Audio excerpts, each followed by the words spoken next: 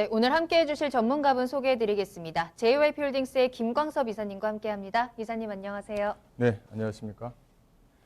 오랜만에 이제 학생들이 이제 등교하는 모습을 보니까 아주 그냥 활기찼습니다. 오랜만에 이제 학생들의 어떤 웃음소리도 한번 들어보고요. 그래서 이런 어떤 그 코로나 전국이 좀 빨리 좀 회복됐으면 하는 바람을 또 한번 해봤습니다. 오늘 저 부동산 TV 방송 보시고 좋은 흐름 가져가시길 바라겠습니다.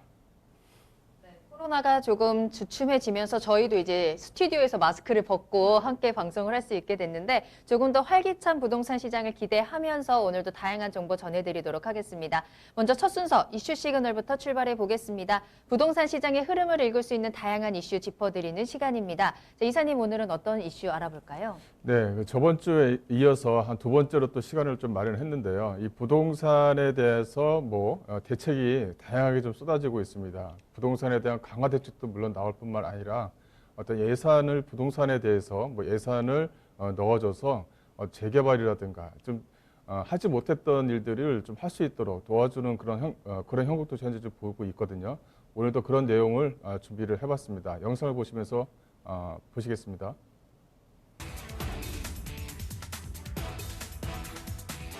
국토교통부가 지난 6일 부동산 시장 안정화를 위해 주택 공급을 늘리는 방안을 담은 수도권 주택 공급 기반 강화 대책을 발표했습니다. 2022년까지 서울 도심에 7만 호 부지를 추가 확보하고 2023년 이후 수도권의 연평균 25만 호 이상 수준의 주택 공급을 한다는 것이 그 골자인데요. 이번 수도권 주택 공급 기반 강화 방안 발표의 주요 내용을 살펴보면 이렇습니다.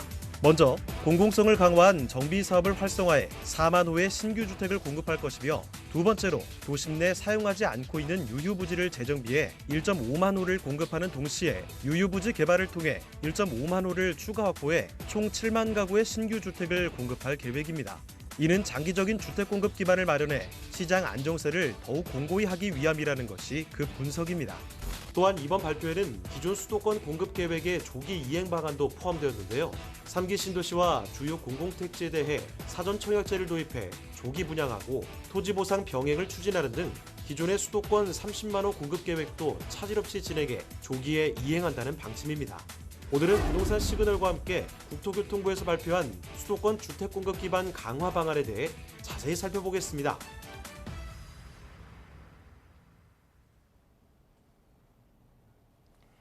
네, 그 수도권 중장기적으로 이 주택 공급 정책에 대해서 이제 발표를 했습니다. 이제 개괄적으로 꾸준하게 좀 발표했던 것을 이제 5월 6일 날 발표를 함으로써 이제 구체화시켰다, 이런 내용이 좀 포함이 될 수가 있을 것 같고요. 또 내용의 좀 특징을 좀 보시게 되면 어떤 단기적으로 부동산 대책을 내놓는 것이 아니라 중장기적으로 부동산 대책을 꾸준하게 좀 내놓고 있다는 것도 하나의 좀 특징을 좀 보이고 있는 것 같습니다. 그래서 이번 어떤 부동산 대책을 좀 보게 되면 중장기적으로 이 부동산에 대한 전체적인 가격에 대한 형성, 이런 것을 정부가 주도적으로 좀 잡아낼 수 있다라는 어떤 희망 섞인 메시지도 그 안에 좀 포함이 되어져 있는 것입니다. 그래서 저희들도 부동산을 투자할 때는 단기적으로 볼 것이 아니라 중장기적으로 부동산의 흐름을 좀 지켜봐야 된다, 이렇게 좀 말씀 좀 드릴 수가 있을 것 같고요. 내용을 좀 보시게 되면 여기서 중요한 내용은 이 공공성 강화를 해서 정비 사업을 활성화시키겠다라는 내용이 들어가 있는 거죠. 이 재건축을 하는 것이 아니라 이 재개발 지역에 정비 사업을 지원하겠다는 겁니다. 거기에 안에 공공성을 테마로 넣겠다. 즉 LH라든가 SH, 또 경기 지방공사와 같은 이 공공공사가 참여함으로 인해서 공공성을 좀 더 확고히 하겠다라는 내용이 이 5월 6일 날의 중점적인 내용이다, 이렇게 좀 보시면 될 것 같고요.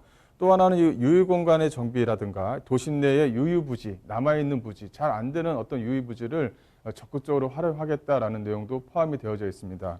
이렇게 해서 세 가지 정도가 이 5월 6일 날 대책의 어떤 테마다, 이렇게 보시면 될 것 같고요. 내용을 잠깐 보시게 되면 여기서 개선 방안, 잠깐만 정리를 한다면 공공 참여를 시키고 또 그 안에 있는 조합원에 대한 어떤 지원 강화라든가 그 안에 들어있는 세입자, 소위 말하면 월세 세입자라든가 전세 세입자, 이런 분들한테도 지원을 강화시켜주겠다는 겁니다. 그래서 사업성을 보완시켜서 신속하게 사업을 추진하겠다. 즉 조합원 지원 강화라든가 세입자 지원 강화에 예산을 넣어주겠다라는 내용이 좀 포함이 되어져 있는 거죠.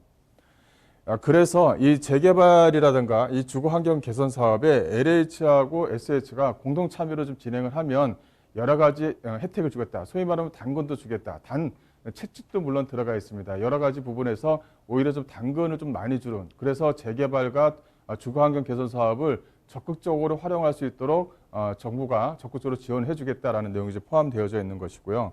거기에 이제 신속한 인허가라든가 이 3년마다 도시 규제를 완화시켜서 거기 안에 들어가는 어떤 필요성 또 효과성을 또 반성해 가면서, 그다음에 효과성이 잘 안 일어나게 되면 어떤 이유로 잘 안 일어나는지를 한 번 더 계속적으로 대책을 세우겠다는 내용이 좀 포함이 되어져 있겠죠. 그래서 이것을 좀 중장기적으로 끌고 가겠다라는 내용이 좀 내용 안에 좀 포함이 되어져 있는 부분이 있습니다.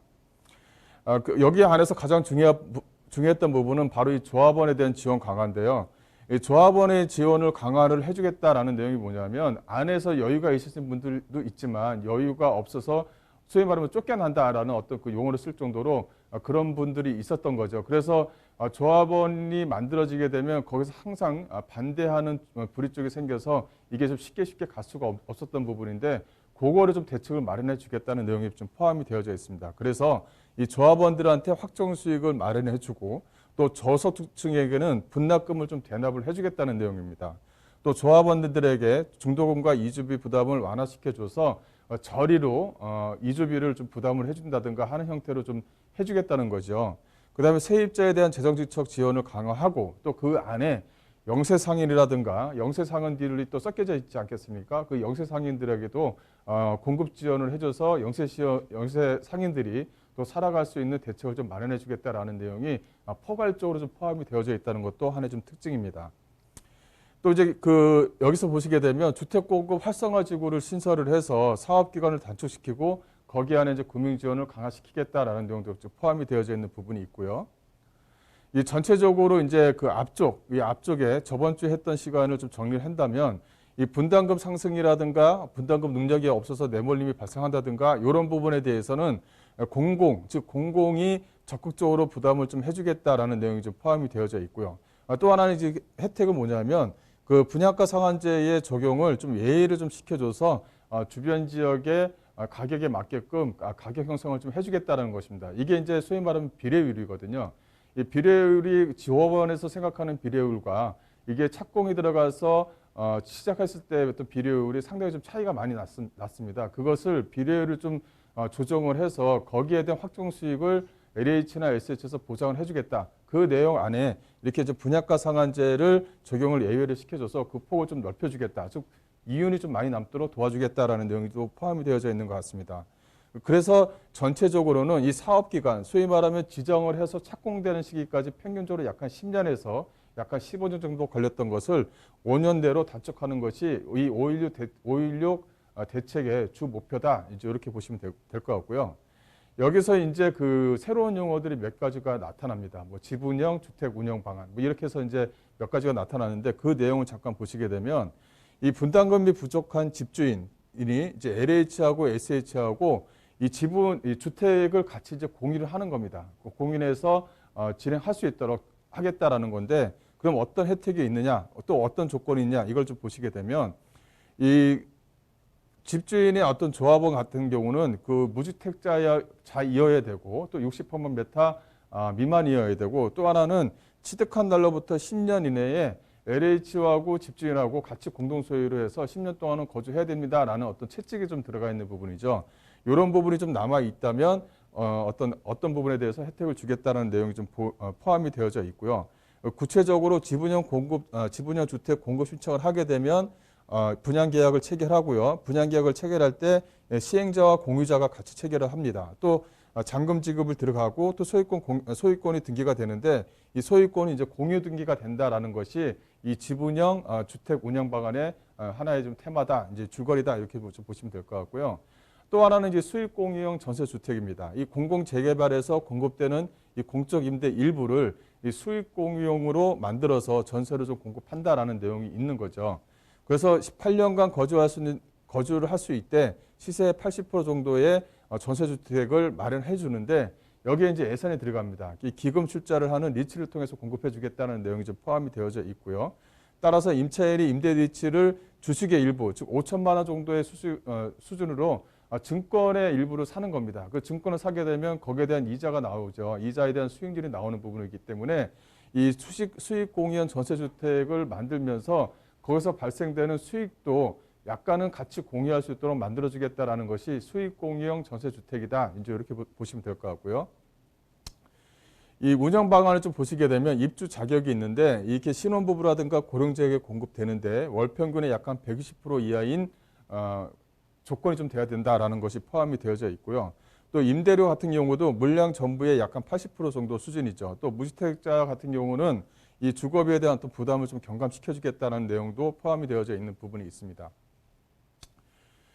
그래서 그 주택을 확보하게 되면 의무 임대 기간이 종료된 후에 전체 물량 약 한 15% 정도를 LH하고 SH가 공동 인수해서 이 서울 지역 내에 공공임대 주택을 확보하겠다는 내용이 좀 포함이 되어져 있습니다. 즉 서울 지역과 수도권 지역 같은 경우는 공공임대 주택을 마련할 수 있는 이제 부지 자체가 점차적으로 이제 없어지죠. 하지만은 그 계속적으로 공공임대를 원하시는 무주택자들과 노령의 인구들은 꾸준하게 좀 증가하는 부분이 있기 때문에 여기 5.16 대책의 방안 중에 이것도 하나가 이 공공임대를 꾸준하게 좀 마련해 주겠다라는 내용이 좀 포함이 되어져 있는 부분이 있습니다. 그래서 주 목적은 공공임대를 확대시켜 주겠다라는 것도 하나가 좀 포함이 되어져 있는 부분이죠. 그래서 수익공유형 전세주택을 운영을 방안을 하게 되면 이렇게 임대 리치를 해서 전세금을 임대 리치에 넣게 되면 주식을 좀 보유하게 되고 주식을 약간 5천만 원 한도 내에서 좀 보유를 하게 됩니다. 그다음에 이제 8년 후에는 임대 리치를 통해서 주식을 배당을 받고 거기에 따른 어떤 수익을 배당을 받을 수 있도록, 즉 전세 세입자도 수익을 받을 수 있도록 어떤 그런 구조를 좀 만들어내겠다라는 것이 수익공유형 전세주택의 어떤 방향이고요. 또 입주 자격을 보게 되면 기존의 이제 공공지원 임대하고 현재 지금 수익공유형 임대하고는 약간의 좀 차이가 있습니다. 임대료도 보시게 되면 그 시세의 95%, 또 시세 85%를 보증부 월세. 근데 여기 같은 경우는 시세 80% 정도를 전세로 좀 시작되는 부분이 있고요. 또 하나는 임대 종료 시 이 보증금만 반환받는 것을 전세금과 수익, 즉 소위 말하면 5천만 원 한도 내에서 배당 소득을 가져갈 수 있도록 이렇게 만들어주겠다라는 내용도 포함이 되어져 있습니다. 또 이제 임대 기간 후 처분은 100%가 다 이제 기존의 공공 임대 시설은 100% 다 일반 분양이 됐었는데 그 중에서 이제 85% 정도는 일반 분양하고 15% 정도는 공공임대로 LH나 SH에서 가져가겠다. 그래서 공공임대를 해서 그 무주택자들이라든가 또 서민 계층들한테 해줄 수 있는 그런 여건을 마련해 주겠다라는 내용이죠. 상당히 내용 자체가 상당히 좀 알차다라는 것이 이 내용을 좀 보시면 아실 수 있을 것 같습니다. 여기서 이제 또 하나의 좀 특징을 보게 되면 주택 공급 활성화 지구를 만들겠다는 내용이 좀 포함이 되어져 있는데요. 이 주택 공급 활성화 지구가 만들어지기 위해서는 법이 개정이 돼야 되고 또 이제 서울시와 또 조례도 개정돼야 될 부분이 있습니다. 그래서 약간의 좀 시간이 걸린다. 이제 이렇게 보시면 될 것 같은데 이 개별사업법에 따라서 추진하는 사업지구 또 구역 등의 이 주택 공급 활성화 지구라는 하나의 또 지구를 좀 만들겠다는 내용입니다. 그래서 좀 더 적극적으로 활용할 수 있도록 진행하겠다라는 내용인데요. 지정 요건을 보시게 되면 조합원 물량을 제외한 50% 이상을 공적 임대로 공급하고 필요시에도 투기 방지 대책으로 사용하겠다는 것입니다. 또 지정 효과를 보시게 되면 이렇게 주택 공급 활성화 지구를 신설해서 지정이 되게 되면 어떤 혜택이 있느냐? 용도 지역 상향이라든가 이 용적률 완화, 또 기부 체납 비율을 완화시켜 주겠다는 내용이고요. 또 하나 가장 중요한 부분은 이 분양가 상한제 적용해서 외래로 해주겠다라는 내용이 포함이 되어져 있습니다. 이 도시 규제를 완화하게 되면 용도 지역을 상향시켜 주겠다는 내용인데요. 2종에서 3종, 또 주거에서 준주거로 상향을 시켜주겠다는 내용이고요. 또 필요시 법적 상한 용적률을 일부 초과하도록 허용을 해주면서 이 기부 체납, 어디든 이 재건축이나 재개발 중에 가장 많이 차지하는 부분이 바로 이 기부 체납이지 않습니까? 이 기부 체납에 대한 비율을 좀 완화시켜줘서 용적률 상향 시 공공임대 주택의 어떤 기부 체납 비율도 또 상향시켜주는 그런 효과를 좀 보겠다라는 내용이 또 포함이 되어져 있습니다. 그래서 신속한 인허가 지원을 할 것이고요. 또 이 인허가 지원을 하는데 여기서 운영위원회를 좀 꾸려서 진행을 하겠다라는 것이 있고요. 또 이 사업 시행 계획을 심의하는 통합심의위원회를 설치하겠다는 내용도 좀 포함이 되어져 있습니다. 여기서 이제 말씀드린 대로 분양가 상한제를 적용을 예외를 시켜줘서 어떤 수익을 좀 더 내줄 수 있도록 그런 조치를 좀 취해주겠다라는 내용이고요. 단지 뭐냐면 이 주택 공급 활성화지구 내에서 공급하는 이 일반 분양부는 단지 조건이 좀 붙어 있습니다. 최대 10년 동안 전매 제한 및 최대 5년 거주 의무를 부여하겠다라는 내용이 좀 포함이 되어져 있습니다. 이만큼 내가 당근을 드릴 테니 이만큼의 어떤 채찍도 뒤에 좀 숨겨져 있는 부분이 있죠. 이건 당연한 내용이라고 좀 포함이 되고요. 그래서 이제 이거를 그림으로 좀 보시게 되면 이렇게 기존에 분양 35%, 임대 15% 정도가 되어져 있는 재개발 지역들을 용도 지역 상향을 시켜줘서 이렇게 사업성을 이렇게 보존을 시켜주겠다는 내용입니다. 그만큼 공공성도 임대 아파트를 또 그만큼 늘려서 공공성을 강화시켜주도록 하겠다라는 내용도 포함이 되어져 있는 부분이 있습니다. 그다음에 소규모 주택 활성화 방안이죠. 뭐 가로주택 사업이라든가 자율형 주택 사업, 요새 한참 이제 그런 용어들이 좀 많이 나오고 있는데 거기 안에서도 이제 꾸준하게 작년 같은 경우도 약 한 106건 정도를 진행을 했다고 하면 이걸 좀 더 활성화시킬 수 있는 내용이 있다라고 좀 말씀드릴 수가 있을 것 같은데 이 소규모 정비 사업 개발은 이 작은 규모로 시작을 하는 대신에 이 사업비 조달이라든가 이 수익성 확보가 좀 문제였습니다. 요런 것을 소규모 정비 사업의 추가 지원이라든가 이 가로주택 정비 사업의 추가 지원이라든가 이렇게 해서 추가 지원을 해줘서 좀 더 활성화시키는 방향으로 진행하겠다는 내용이 좀 포함이 되어져 있고요. 여기서 이제 용적률 완화 개선이 좀 포함이 되어져 있는 부분이 있습니다. 그 소규모 정비 사업 같은 경우도 용적률을 완화시켜줘서 수익을 좀 극대화될 수 있도록 그리고 조합원들이 잘 움직일 수 있도록 도와주겠다는 내용이 좀 포함이 되어져 있는데요. 이렇게 법적 상한, 조례 상한과 법정 상한이 20%에서 이제 그 차이가 있었는데 이것은 비율적으로 좀 진행하겠다는 겁니다. 그래서 10%, 20% 안에 들어가게 되면 용적률 상한을 비례적으로 상향시켜주겠다라는 내용이 좀 포함이 되어져 있는 부분이 있고요. 또 이제 공공 참여하는 가로주택 정비 사업도 지원하겠다라는 것인데요.